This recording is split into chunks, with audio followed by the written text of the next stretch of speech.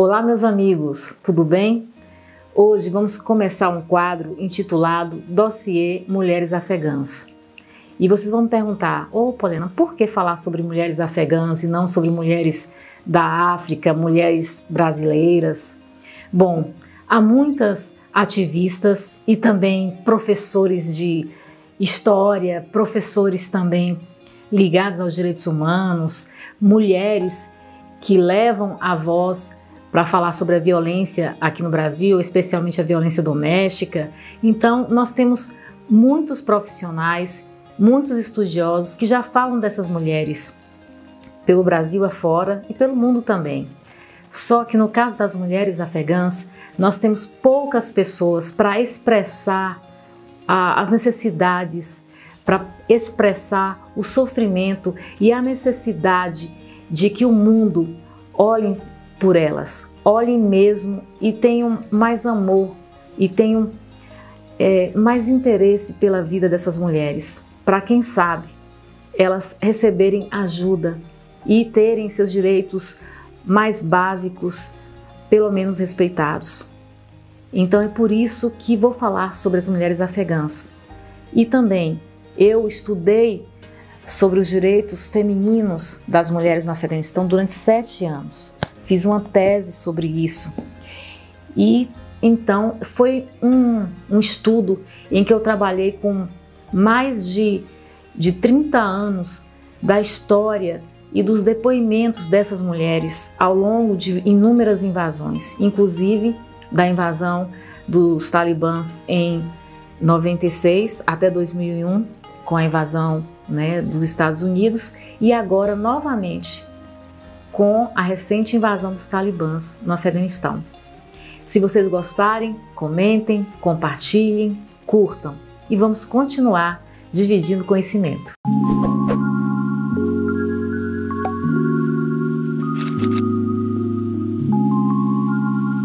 O Afeganistão sempre foi uma nação historicamente problemática. Os direitos humanos naquele país nunca foram totalmente respeitados.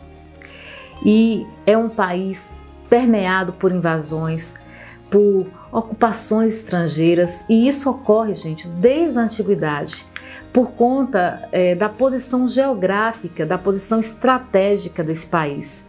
Um país que sempre foi alvo realmente de disputas que se intensificaram, culminando com o domínio soviético no final da década de 70, e depois houve períodos entre as décadas de 60, 70, até mesmo de 79 a 89, que apesar das invasões, essas mulheres elas tinham respeitadas digamos assim, as suas necessidades, as suas atividades mais básicas, inclusive trabalhar. Elas podiam trabalhar, podiam estudar e tinham um nível de dignidade, mas com o fundamentalismo que imperou a partir de 96, com a tomada do poder pelos talibãs naquela época, muitos direitos dessas mulheres foram totalmente cerceados. O direito à liberdade política, cultural, social, e foram, digamos assim, impostos muitos deveres distorcidos, deveres que não tinham nada a ver com a verdadeira lei islâmica. E com isso houve uma disseminação da violência, um extremismo muito grande, e essas mulheres sofreram muito.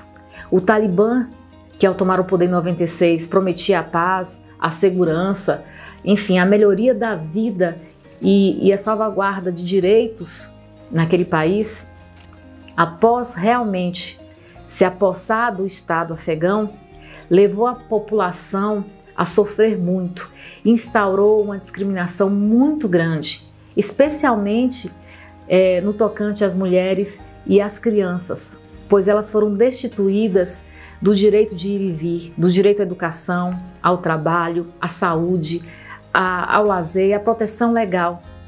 E isso é muito sentido por todas elas, porque elas viveram e viverão, já que os Estados Unidos saíram recentemente e o Talibã tomou o Estado afegão novamente, essas mulheres elas vão novamente sofrer desumanidades.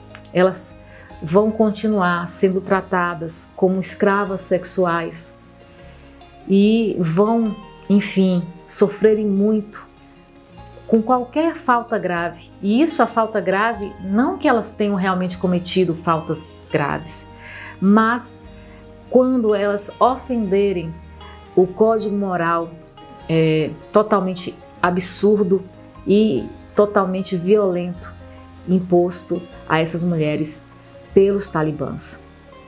Elas estarão passíveis de sérias agressões, de sérias punições e vão ser e já estão sendo novamente estupradas, sequestradas, mutiladas. Eu vou contar um pouco da história de mulheres que sobreviveram aos atentados e ataques dos talibãs e que inspiraram e vão inspirar outras mulheres, não só no Afeganistão, mas no mundo inteiro. Eu vou começar falando da história de Aisha. Aqui é um caso emblemático da cultura cega, da cultura opressora, em detrimento do respeito e da liberdade individual, que por sua grave violação repercutiu internacionalmente e comoveu a população do mundo todo na época.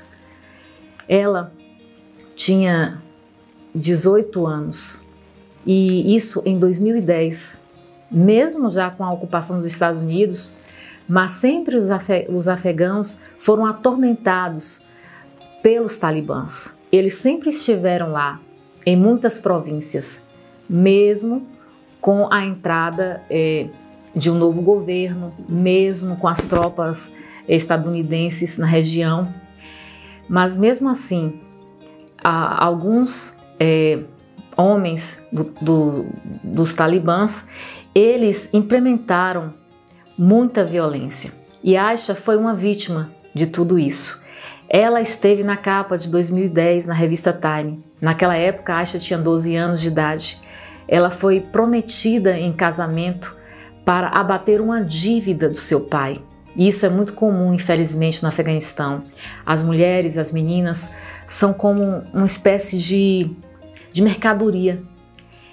E Aisha, ela foi morar, na casa do marido e aos 16 anos, morando com essa família que era um militante do Talibã, o marido dela. Na época eles estavam no Afeganistão e a família, ela, enfim, maltratava muito a menina. Ela tentou fugir de casa, porém o pai dela a entregou de volta. E como castigo, ela teve o nariz e as orelhas mutiladas pelo metal frio e certeiro de uma faca, infelizmente.